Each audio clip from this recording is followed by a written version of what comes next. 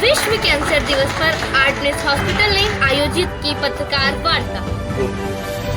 Cancer से बचाव के लिए जनता से साझा किए कुछ महत्वपूर्ण जानकारियाँ। आर्टनेस हॉस्पिटल ने शुरू की यूनाइटेड अगेंस्ट कैंसर पहल। गुरुग्राम की झुग्गियों में लॉन्च की गई विशेष कैंसर स्क्रीनिंग बसें। कैंसर से जुड़ी महत्वपूर्ण जानकारियों के लिए देखें पूरी खबर। सबसे पहले आपका परिचय सर, और जैसे लोगों ने डॉक्टर्स ने बताया कि गांठें होती हैं, गांठों से दर्द होता है या नहीं होता है, कैसे आदमी कंफर्म करेगा कि ये कैंसर है या नहीं है, और हर गांठ में क्या दर्द होगी या नहीं भी हो सकती है। तो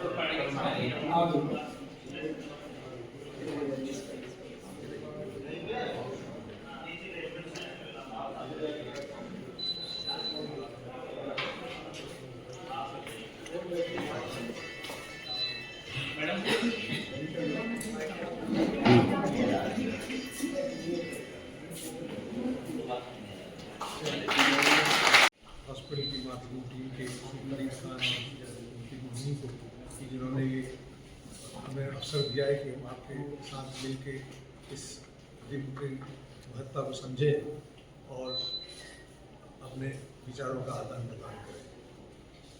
जैसे कि आपको मालूम है, इस बार की जो संदेश है, थीम है, वो है यूनाइटेड बाय यूनिक। इसका जो मतलब इस हिसाब से उसको रखा गया है, उसके पीछे ये यही है कि एक तो यूनिक माने सारे जो कैंसर पेशेंट्स हैं उनकी समस्याएं, जितनी उनकी वेदनाएं हैं या उनकी अनुभूतियाँ सब यूनिक है, यानी कि उनकी अपनी ही अनुभूतियाँ हैं और सबके अलग अलग तरह के मतलब कैंसर से प्रभावित हैं भी। तो ध्येय एक ही है कि हम सब मिल के अपने इसको जीवन को आगे बढ़ाएं और हम सबका इसमें जो चिकित्सक वर्ग का योगदान यही है कि हम इसमें जो आधुनिक से आधुनिक जो इसमें विचारधाराएँ हैं कैंसर के ट्रीटमेंट में, उसको लागू करके उनको बहुत ही उत्तम जीवन प्रदान करें, जो कैंसर से मुक्त हो और अच्छी गुणवत्ता का जीवन बिताएं। और यही हमारा ध्येय है और यही हम चाहते हैं कि सब इसी संदेश को करें। जितनी भी कैंसर के पेशेंट हैं वो हमारे लिए बहुत ही महत्वपूर्ण है, हमारे लिए बहुत आदरणीय है। वो उन्हीं के सेवा में हमें काम करने का अवसर प्राप्त हुआ है। तो सब यही चाहेंगे कि आप हमें शुभकामनाएँ दें कि उनकी हम उत्तम से उत्तम सेवा करके उनको उत्तम से उत्तम जीवन गुणवत्ता वाला बहुत ज़रूरी है कि कैंसर एक कई प्रकार के रोगों का सम्मिलन है, जिसमें भी जनरली जो कैंसर के सेल होते हैं वो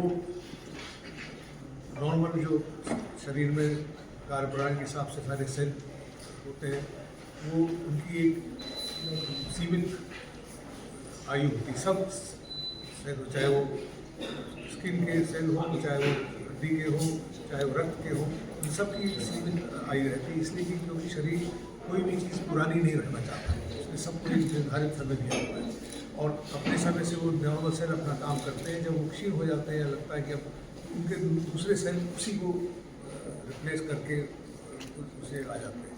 तो हर सेल बनता है, अपना काम पूरा करता है और अपने नियत समय के बाद वो समा जाता है, उसकी अवशेष से ही नए सेल बनते हैं। कैंसर में ये फर्क है, उसमें ये भिन्नता ये है कि वो सेल बढ़ना तो जानता है, लेकिन कब उसको रुकना है और उसको कोई निर्धारण शरीर का उसमें नियंत्रण नहीं है, तो वो बढ़ता ही जा सकता है। और बाकी सेलों के हिस्से की जो सामग्री है या उनका जो भरण पोषण का जो वहाँ पे रिजर्व है, उसको खाने लगता है, जिसके हमारे शरीर भी क्षीण होता है और इसमें शरीर के अंदर पसरने की शक्ति बढ़ती चली जाती है। अरे जी, एक बार इधर आप इंट्रोडक्शन करा दीजिए सबको ना। इससे पहले ना एक बार इंट्रोडक्शन और उसके बाद क्वालिटी कंसल्टेंट हूँ और हम डील करते हैं ब्लड के कणों के रिलेटेड जो भी रोग हैं, ब्लड कैंसर, खासकर की पीडियाट्रिक ब्लड कैंसर स्पेशलिटी से मैं डील करती हूँ।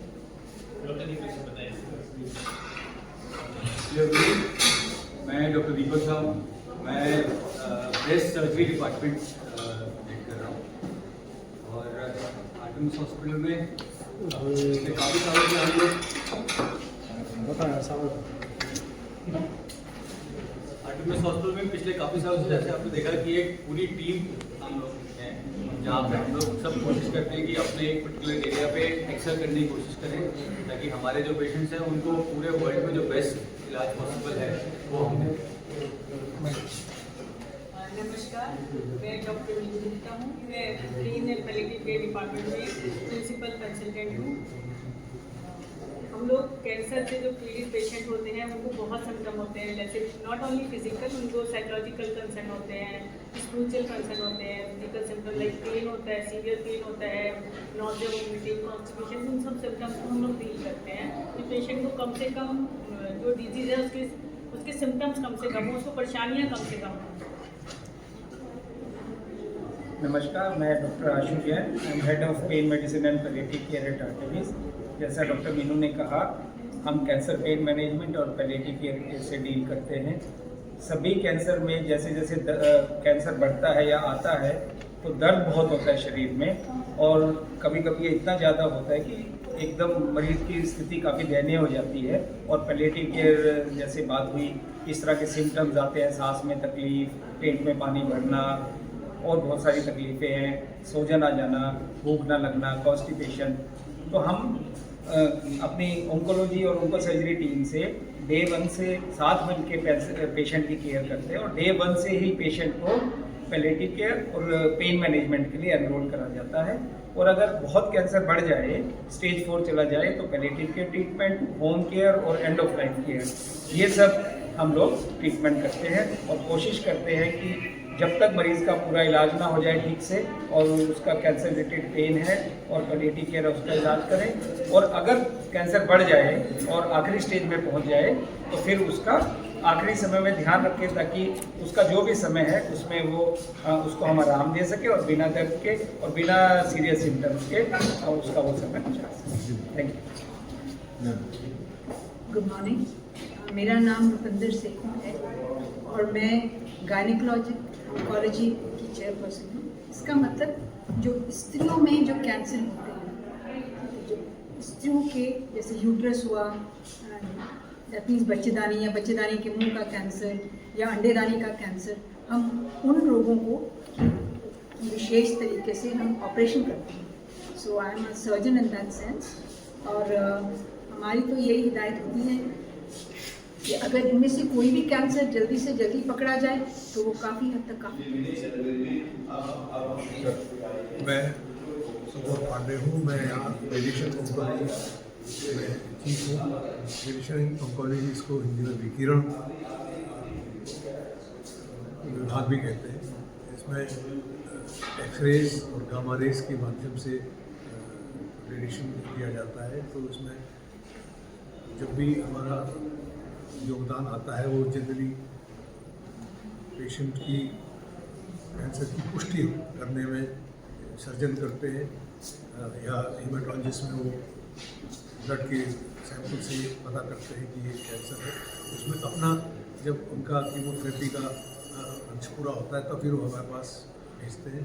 तो हमारा मेन एम ये रहता है कि अगर सर्जरी के बाद पेशेंट आए तो सर्जरी से जितना भी कैंसर निकल गया हो उसके बाद अगर वहाँ पे अवशेष रहते हैं कैंसर के तो उसको हमें इस तरह से ट्रीट करना है कि कैंसर निर्मूल हो जाए, वहाँ से उन्मूलन हो जाए, और साथ साथ जो नॉर्मल वहाँ के अंग हैं जहाँ से कैंसर था उनको हम पूरी तरह से बचाएं ताकि पेशेंट जब कैंसर मुक्त हो जाए तो उस समय न सिर्फ वो कैंसर से उसकी पीड़ा खत्म हो जाए, उसके जो नॉर्मल अंग हैं जहाँ पे कैंसर था उनमें कोई क्षति ना आए, ताकि पेशेंट एक अच्छी गुणवत्ता वाला जीवन व्यतीत करे और कैंसर के बाद कोई उसको ऐसे दुष्प्रभाव न हो जो कि उसको कैंसर तो बुला दे और दुष्प्रभाव को याद रखे।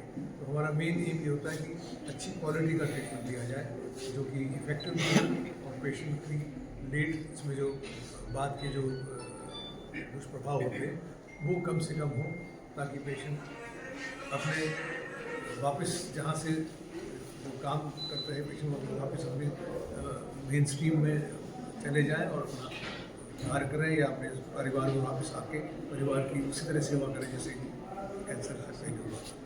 तो ये हमारा मेन एम है। और आजकल जितनी भी हाई टेक्नोलॉजी की सुविधाएं उपलब्ध है रिसर्च डिपार्टमेंट, उन सब में इस चीज़ का प्रावधान है कि अच्छी क्वालिटी का ट्रीटमेंट दिया जाए और ऐसा ट्रीटमेंट हो जो सिर्फ कैंसर के एरिया में फोकस हो और बाकी जो इर्द गिर्द के नॉर्मल हेल्दी टिश्यूज़ हैं उनमें उसका प्रभाव न पड़े। डॉक्टर ललित कुमार, हम मेडिकल ऑन्कोलॉजी डिपार्टमेंट से हूँ, जहाँ पर हम लोग डायग्नोसिस और कीमोथेरेपी या टारगेटेड थेरेपी से डील करते हैं। आप सभी को मेरा नमस्कार। मैं डॉक्टर गौरव दीक्षित हूँ। मैं आर्टेमिस में हेमेटोलॉजी डिपार्टमेंट को हेड कर रहा हूँ। हेमेटोलॉजी मतलब होता है डिजीज़ ऑफ ब्लड, खून की बीमारियाँ। खून की बीमारियाँ आमतौर पे इतनी कॉमन नहीं होती जितनी ब्रेस्ट कैंसर और लंग कैंसर होती है, पर वो ट्रीटेबल होती है, मतलब वो 100% हम लोग उसको क्योर कर सकते हैं। So it is a very aggressive treatment. और आजकल हम लोग बोन मैरो ट्रांसप्लांट और कार्टी सेल थेरेपी, नई नई थेरेपीज इसमें आ रही हैं, जिससे इन पेशेंट्स को काफ़ी फ़ायदा हो रहा है और उनकी लाइफ स्पैन भी अच्छा हो रहा है। तो वो सब कुछ हम लोग यहाँ करते हैं। Thank you. नमस्कार, मेरा नाम डॉक्टर मुकेश पाटिल है। मैं सीनियर कंसल्टेंट मेडिकल ऑन्कोलॉजी में काम कर रहा हूँ। आज वर्ल्ड कैंसर डे के दिन मेरे को एक सुझाव देना है। कैंसर को हम रोक सकते हैं या जल्दी पता कर सकते हैं कुछ जांचें करके।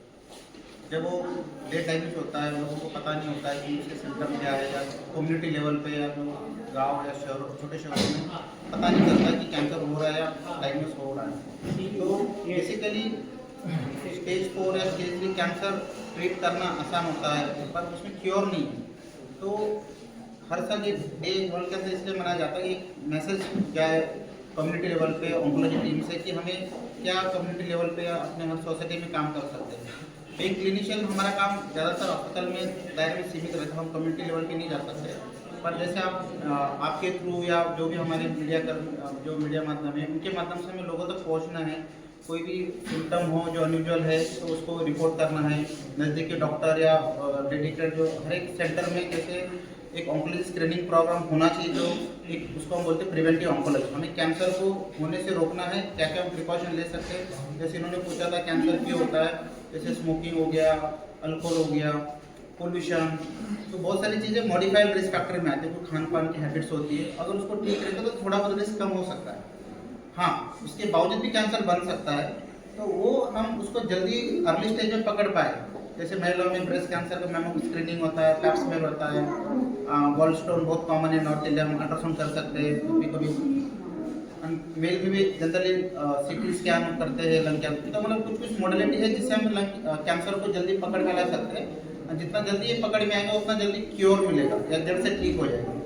तो as a whole oncology committee हमारा मैसेज ये रहेगा कि कोई भी सिम्टम को इग्नोर ना करें, उसको जल्दी पता करें और डेडिकेटेड सेंटर है जैसे हर एक शहरों में ऑन्को सेंटर, वहाँ से कॉन्टैक्ट करें। डिपार्टमेंट में हम ट्रीटमेंट की सहायता से ऐसे कैंसर जिनको भी कवर किया जा सकता है उनको क्योर करने की कोशिश करते हैं। जैसा डॉक्टर मुकेश ने कहा, कैंसर जितना छोटा होगा उतने हमारे साइड इफेक्ट भी कम होंगे। इसके साथ ये देखा गया है कि छोटे कैंसर में जो कंट्रोल है, रिस्पॉन्स टू ट्रीटमेंट है, वो 2 गुना से 10 गुना ज़्यादा होता है। इसलिए हम लोगों के माध्यम से यही संदेश पहुंचाना चाहते हैं कि आज के दिन कैंसर के लक्षणों को पहचाने, जल्दी निदान हो, जल्दी उपचार हो और हमें सफलता मिले। नमस्कार, मैं संदीप गोयल और रेडिएशन ऑन्कोलॉजी डिपार्टमेंट में सीनियर कंसल्टेंट के तहत काम कर रहा हूँ। और जैसा कि सर ने बताया, हमारे पास लेटेस्ट इक्विपमेंट, लेटेस्ट टेक्नोलॉजी है जिसकी मदद से हम कैंसर का रेडिएशन के थ्रू इलाज करके मिनिमम साइड इफेक्ट देके और अच्छा रिस्पॉन्स या डिजीज को क्योर कर सकते हैं।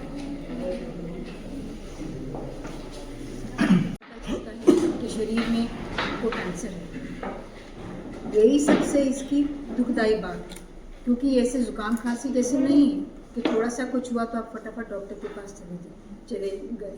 और दूसरी बात यह है कि बहुत से कैंसर धीरे धीरे बढ़ते हैं और धीरे धीरे अपनी बॉडी भी यूज टू हो जाती है। आज मेरा वज़न कम हो गया, कोई बात नहीं, अब थोड़े कपड़े ढीले हो गए, कोई बात नहीं, इंसान नज़रअंदाज कर देता है। बहुत बार तो यही सोचता है कि मेरी डाइटिंग के साथ, एक्सरसाइज करने के साथ ही मैं सफल हो गई हूँ, लेकिन अंदर ही अंदर उसके कैंसर पकड़ा है।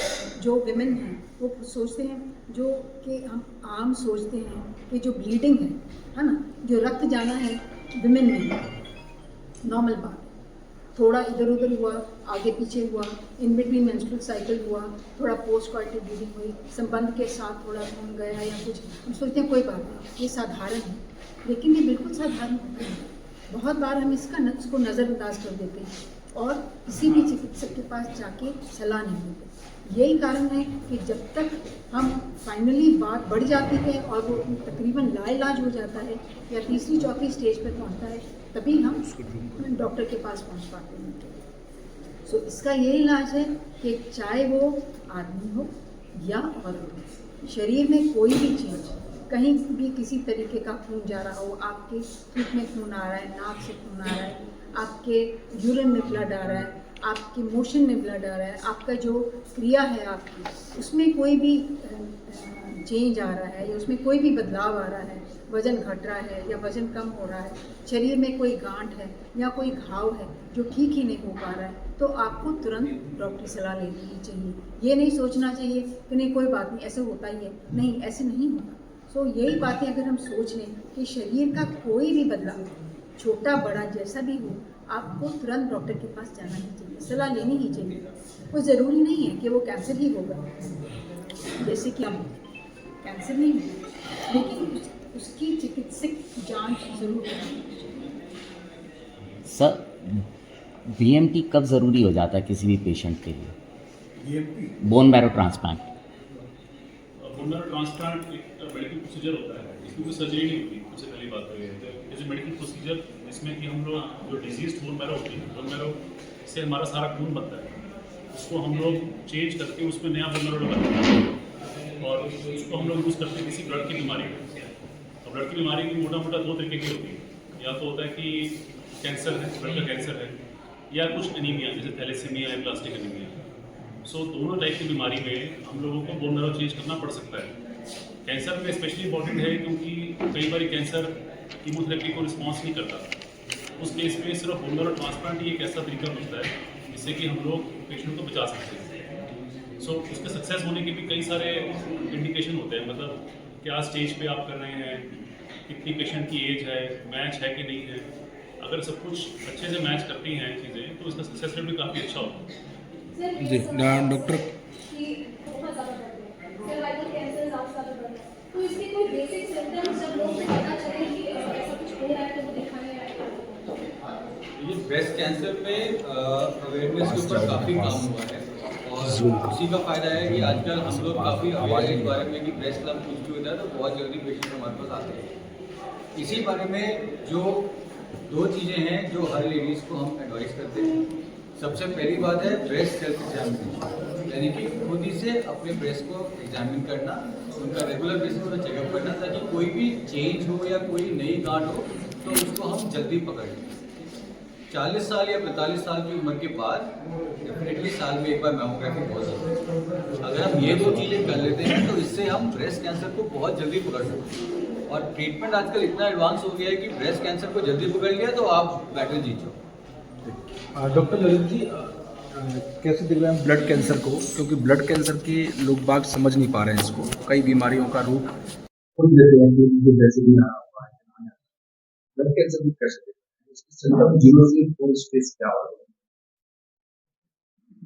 ब्लड कैंसर में एक्चुअली 2 तरह का मानने हैं। एक तो बोलते हैं एक्यूट ल्यूकीमिया, इसको वर्ड यूज करते हैं, जो आमतौर पे छोटे बच्चों में जैसे जनरली ज़्यादा होता है।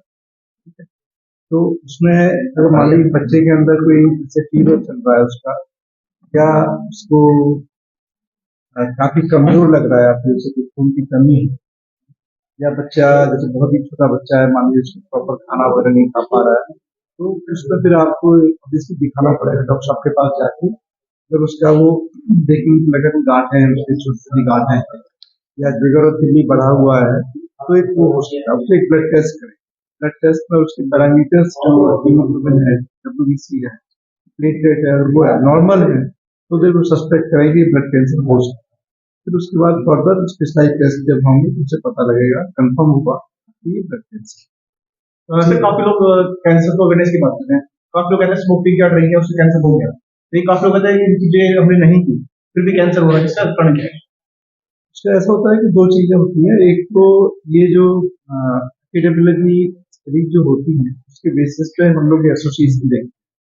तो अगर जैसे आप देखेंगे जो लोग स्मोक करते हैं, उसके अलावा जो लोग स्मोक नहीं करते हैं, जैसे लंग कैंसर है या गले का कैंसर, थ्रोट कैंसर, तो उसमें काफी गुना रिस्क ज्यादा होता है गले का, थ्रोट का, या फूड पाइप का, या लंग कैंसर होने का, जो स्मोक करते हैं या एल्कोहल लेते हैं या तंबाकू चबाते हैं, वर्सेस जिसमें जो नहीं करते, उनमें भी हो सकता है। उनमें उसके बाद कुछ और भी फैक्टर्स हो सकते हैं जो नहीं करते हैं फिर भी उनको हो रहा है, जो आपका तो मान लीजिए कई बार जैसे कई बार दांतों में प्रॉब्लम है, या जो है कुछ और ऐसे फैक्टर्स हो सकते हैं जिसमें से आपकी थोड़ी टेंडेंसी ज्यादा है। कई बार थोड़ा जेनेटिक फैक्टर्स भी हो सकते हैं,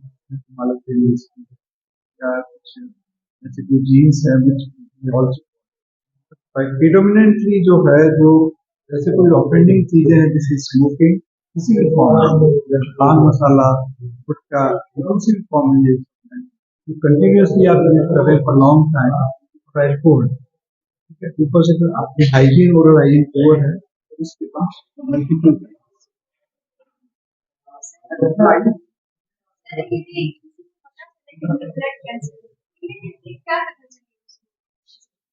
तो पता करना बड़ा मुश्किल होता है इससे कि वो कैंसर है कि नहीं है। तो अगर सबसे पहले बात तो यह है कि अगर लक्षण होते हैं ना, डॉक्टर के पास जाओ। लक्षण इसके और नॉर्मल बुखार में लक्षण में बदल तक नहीं होता।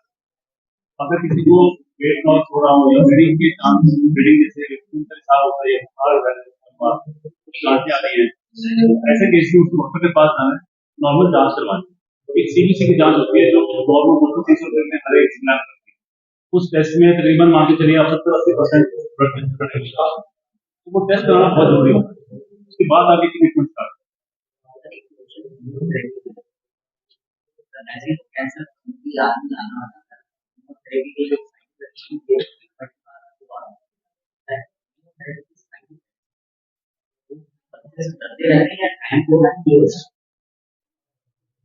बात जानना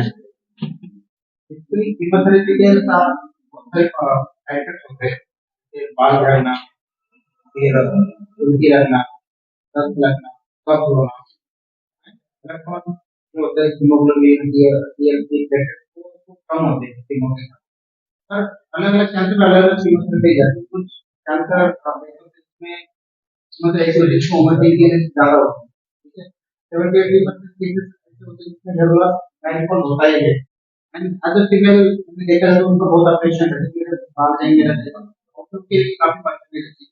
और हम तो रिएश्योर करते हैं कि आपका जो घरवाला का काम है रिवर्स कर आने वाले जैसे सबका मुंडन में फिर ये वाला एक बार बात करके तो रिवर्स तो आ जाता है, नीचे के बाद आते हैं। उसको समझाना बहुत मुश्किल होता है। ज्यादातर लोगों को यही लगता है कि मतलब कि काफी जैसा लगता है या फिर मतलब कि दुख देती है, दर्द देती है, बहुत सारे कंसेप्शन होते हैं, तो हमें पेशेंट को अच्छे से समझाना और समझाना होता है कि भाई आज के डेट में हमारे को बहुत अच्छे से ड्रग नोजोमेटी के लिए हो गया, डेवलप में मशीन आती है, वैक्सीन कोडिंग सिस्टम करके आती है, पर वो भी इतना सक्सेसफुल नहीं है। डेली अंतर में एक दो सेंटर में है, पर उससे भी थोड़ा डेवलप होता है ऐसी वजह से। पर रेशोरेंस देने से या आर्टिफिशियल थेरेपी लगाने से प्रॉब्लम सॉल्व होता सर जीन्स का भी डिपेंड पड़ता है कैंसर से। हाँ जी, हाँ जीन्स तो बहुत इम्पोर्टेंट है एक्चुअली। 10 से 15% तक कैंसर ऐसे हैं इनमें कि अगर आपकी फैमिली हिस्ट्री है या जीन्स ऐसे हैं, लाइक स्पेशली ब्रेस्ट कैंसर में, ओवरी कैंसर में, कोलन कैंसर में, जहाँ पर 10 से 15% केसेज में आपकी फैमिली में हिस्ट्री हो सकती है, पेरेंट्स को और सिबलिंग्स में या मौसी वगैरह को हो सकती है, उनमें वो जीन्स जो है ऑपरेट कर दे, तो उसमें हम लोग आज भी सब टेस्ट करते हैं। Specially breast cancer, ovary cancer में जो भी कोई पेशेंट्स हमारे आते हैं, स्पेशली यंग पेशेंट्स हैं, तो खासतौर से हम उनको बताते हैं कि आप इसमें टेस्ट करा लीजिए। इन केस अगर पॉजिटिव आता है, दैट इसको म्यूटेशन बोलते हैं, म्यूटेशन है इस पर्टिकुलर जीन के लिए, तो फिर आपके बच्चों में भी आगे ध्यान रखना पड़ेगा। प्लस आपके ट्रीटमेंट के बाद में जो मेंटेनेंस के जिस मेडिसिन आप अवेलेबल हो गई हैं, तो वो यूज की जा सकती है नॉर्मली 1.5 से 2 साल तक। सुनने में आ रहा था गुरु जिस प्रकार से बाहर से कैंसर क्या समझता है इंसान इस प्रकार की कुछ आप लोग लेकर कैंसर रोक लगाई या रोक सकते। एक्चुअली ये मीडिया में पढ़ा है मैंने, पर मुझे उसके बारे में बहुत जानकारी नहीं है रशियन जो वैक्सीन के बारे में। जो अभी जो वैक्सीन अवेलेबल है प्रेगनेंसी के लिए, एचपीवी वैक्सीन तो आप सबको पता ही है कि सर्वाइकल कैंसर के लिए एचपीवी वैक्सीन अवेलेबल है। इसके अलावा हेपेटाइटिस बी की वैक्सीन है जो लिवर कैंसर को रोकती है, वो स्कूल के आजकल करिकुलम बच्चों को की जाती है हेपेटाइटिस बी वैक्सीन, ताकि उनको हेपेटोमा या लिवर कैंसर डेवलप न हो। तो ये दो चीजें तो अभी सक्सेसफुल हैं और जो कि यूज हो रही हैं। बाकी कुछ काम जो चल रहा है इंटरनेशनली, 7 या 8 कंपनी है जो कि ब्लड का सैंपल लेके उसमें वो डीएनए और आरएनए टेस्ट करके पता करते हैं कि उसमें से कुछ 7 या 8 तरह के कैंसर के बारे में आप उससे सस्पेक्ट कर सकते हैं कि इनमें पॉसिबिलिटी हो सकती है। तो उनमें उनके बेसिस पर एक स्कोरिंग डेवलप करते हैं, उसमें देखते हैं कि स्कोर अगर आपका बॉर्डर लाइन से ऊपर नहीं, जिसका रिस्क आपका ज्यादा हो सकता है। इसलिए जो पेशेंट, जो इंडिविजुअल्स जिनकी की फैमिली हिस्ट्री है या जो हाई रिस्क है, मान लो बहुत क्रॉनिक 90 टाइम्स, या जिनका वेट लॉस हो रहा है, कैंसर वगैरह नहीं है, उसमें अगर मान लीजिए वो टेस्ट आपने किया और स्कोर आपका ज्यादा आया, तो फिर आपको फर्दर इन्वेस्टिगेट करने से हो सकता है आपका पता जल्दी। तो वो काम तो भी चल रहा है। लाइफ स्टाइल में क्या को फॉलो करनी है? लाइफ स्टाइल में जो है 60% जो कैंसर है आज की तारीख में वो लाइफ स्टाइल से रिलेटेड है। और सबसे पहला स्टार्ट टू लाइक स्मोकिंग। तो लाइक स्मोकिंग से रिलेटेड आपको पूरा जो है माउथ से लेके नीचे रेक्टम तक वो सब जो भी कैंसर्स हैं, इसके अलावा जो आपका माउथ का, थ्रोट का, फूड पाइप का, स्टमक का, पैंक्रियाज का, ये सब कैंसर स्मोकिंग से रिलेटेड है किसी भी form. Lung cancer, urinary bladder का कैंसर, किडनी कैंसर, ये सब कैंसर जो है उससे स्मोकिंग से बहुत स्ट्रॉन्ग रिलेशनशिप है, खराब है। तीसरी चीज जो है फूड हैबिट्स। जो फूड हैबिट्स की वजह से हमारा बहुत चेंज हुआ है पिछले 20 साल में। ये कोलन कैंसर वगैरह 2000 से 10वें नंबर के बाद था, आज की तारीख में पहले 5 कैंसर में कोलन कैंसर आ रहा है। रीजन यही है कि जो हमारी फूड हैबिट्स चेंज हुई है, स्पेशली जो प्रिजर्वेटिव वाले जो फूड है वो जो हम लोग खाते हैं, या नॉन वेजिटेरियन फूड आइटम को बहुत ज्यादा लेते हैं, तो उसमें कोलन कैंसर का रिस्क बहुत बढ़ता है। तो उसमें चेंज करने के लिए आप रफेज वाली डाइट है, वेजिटेरियन डाइट है, और जो हाई फाइबर डाइट है वो आपको लेनी चाहिए, वो आपके लिए बहुत। तीसरी चीज जो लैक ऑफ एक्सरसाइज, जो हमारी लाइफ स्टाइल है, जो सेडेंटरी है, तो बहुत कम फिजिकल एक्टिविटी करते हैं, वो बहुत मेजर फैक्टर हो रहा है।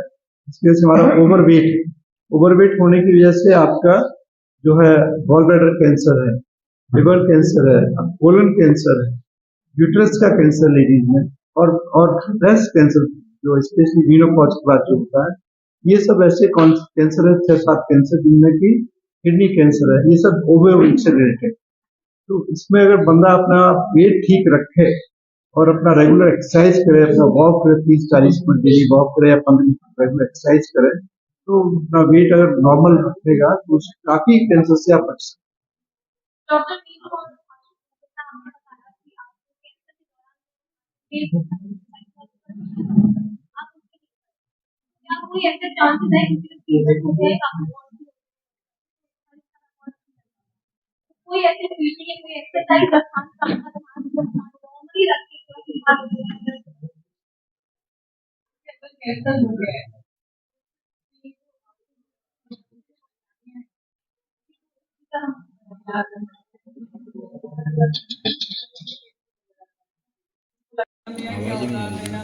मेरी जो अर्निंग है वो बंद हो जाएगी, मेरा जो जॉब है वो हट जाएगा। 1 to 1 कर लेना, ठीक है। चलिए वो सोचने लगता है कि मैंने ऐसे क्या कर्म किए कि मुझे ये कैंसर हुआ है, मुझे मैं क्यों सफरिंग कर रहा हूँ।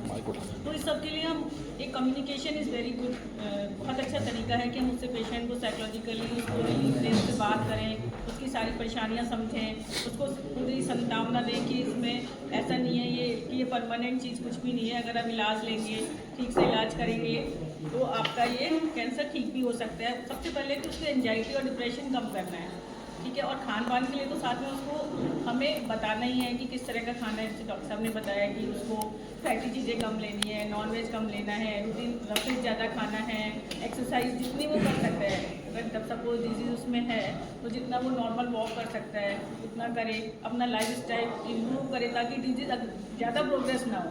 बट एक बार हो गई है तो उसको इस चीज़ों से प्रिवेंट करना मुश्किल हो जाता है। बट हम उसको काउंसलिंग कर सकते हैं, उसको समझाना कि ज़्यादातर एनवायरमेंटल चीज़ों से संबंधित नहीं है, क्यों होता है, क्यों ये चेंजेस आते हैं, जेनेटिक चेंजेस बच्चों में हमें आपको नहीं पता है।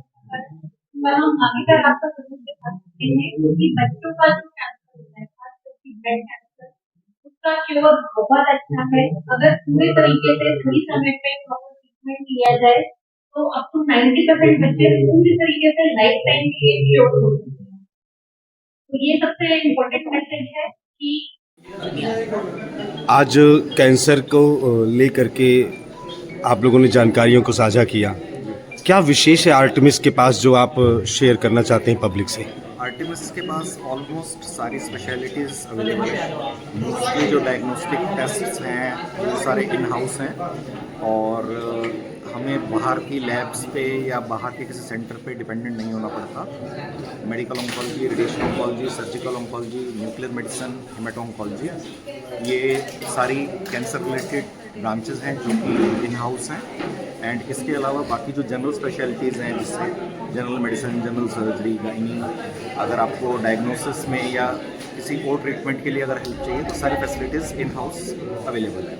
इसके अलावा हमारे पास लेटेस्ट इक्विपमेंट अवेलेबल है जो हमारी linear accelerator state of art machine है जिससे हम IGRT, IMRT, VMAT कर सकते हैं पेशेंट की, जिससे कि मिनिमम टॉक्सिसिटी या मिनिमम साइड इफेक्ट के साथ अच्छा रिस्पॉन्स, अच्छा क्योर रेट होता है। इसके अलावा हमारे पास साइबर नाइफ मशीन भी अवेलेबल है जिससे कि हम ब्रेन ट्यूमर्स, बिनाइन ट्यूमर्स या बिल्कुल छोटे 3 सेंटीमीटर से ट्यूमर्स को 3 से 5 सिटिंग के अंदर रेडिएशन का ट्रीटमेंट कंप्लीट कर सकते हैं, जो कि नॉर्मली 5 to 6 वीक्स में कंप्लीट होता है। अभी ज़्यादातर किस टाइप के कैंसर्स की बढ़ोतरी अभी होती जा रही है समाज में, क्योंकि खान पान और प्रदूषण तो लगातार बढ़ता जा रहा है? हाँ, हमारे यहाँ सबसे ज़्यादा जो कॉमन है वो हेड एंड नेक कैंसर है। हेड एंड नेक कैंसर का मतलब होता है मुंह, गले, नाक, कान से एरिया का कैंसर। और इसका मोस्ट कॉमन जो कारण है वो कारण है मेनली तंबाकू का सेवन, चाहे वो स्मोकिंग के रूप में हो, चाहे वो पान गुटखा के रूप में हो, ये मोस्ट कॉमन कारण होता है। और इसके अंदर भी हमारे पास जो पेशेंट्स आते हैं मोस्टली एडवांस स्टेजेस में आते हैं। एडवांस स्टेजेस का मतलब स्टेज 3, स्टेज 4 है। तो इसके लिए मैं ये कहना चाहूँगा कि अगर किसी को भी मुंह के अंदर कोई अल्सर या छाला होता है जो कि कंजर्वेटिव ट्रीटमेंट मीन्स जो हम रूटीन नॉर्मल मेडिसिन लेते हैं अल्सर की, उससे 2 से 3 हफ्ते में अगर ठीक नहीं हुआ है तो आपको इमीडिएटली डॉक्टर को कंसल्ट करना चाहिए। जनरली ये जो छाला होता है इसके अंदर दर्द नहीं होता है इनिशियल स्टेजेस में। यही एक सबसे बड़ा कारण है कि पेशेंट्स इसको इग्नोर करते हैं, ये सोचते हैं दर्द तो है नहीं, कोई बात नहीं, ठीक हो जाएगा। जब तक उनको दर्द होता है तब तक स्टेज काफ़ी एडवांस हो जाती है। जितनी स्टेज एडवांस होती जाएगी उतना ट्रीटमेंट बढ़ जाएगा, उसमें सर्जरी भी चाहिएगी, कीमो भी चाहिएगी, रेडिएशन भी चाहिएगी और उतना ही क्योर रेट कम हो जाएगा।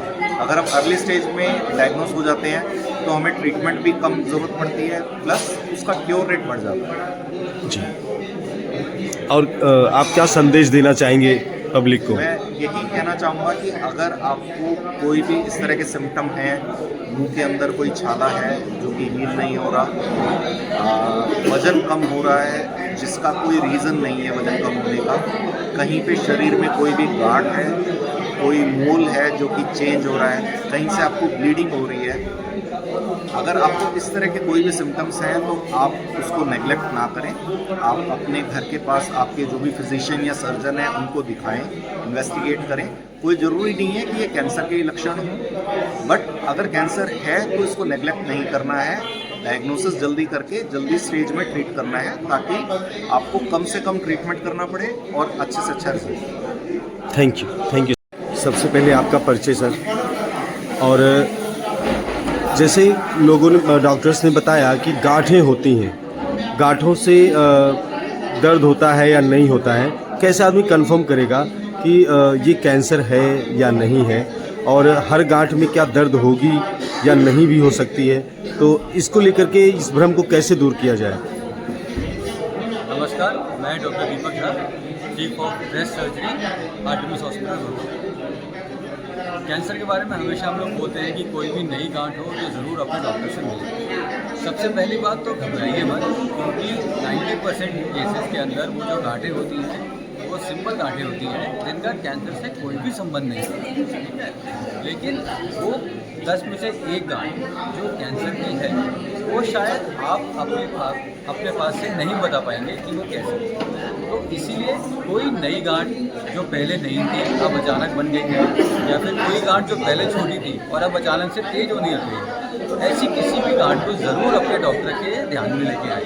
हो सकता है डॉक्टर आपके मैमोग्राफी या फिर FNAC इस टाइप का कोई टेस्ट बोले ताकि उस गांठ के बारे में हम और समझ पाएँ कि वो क्या है। अगर वो सिंपल गांठ होती है तो हो सकता है आपके डॉक्टर बोले कि कुछ कराने की जरूरत नहीं है जी। और अगर वो कैंसर की निकली तो छोटी गांठ को ट्रीट करना बहुत आसान है। पब्लिक को अपने शब्दों में क्या सजेस्ट करना चाहेंगे सजेशन अवेयरनेस के लिए?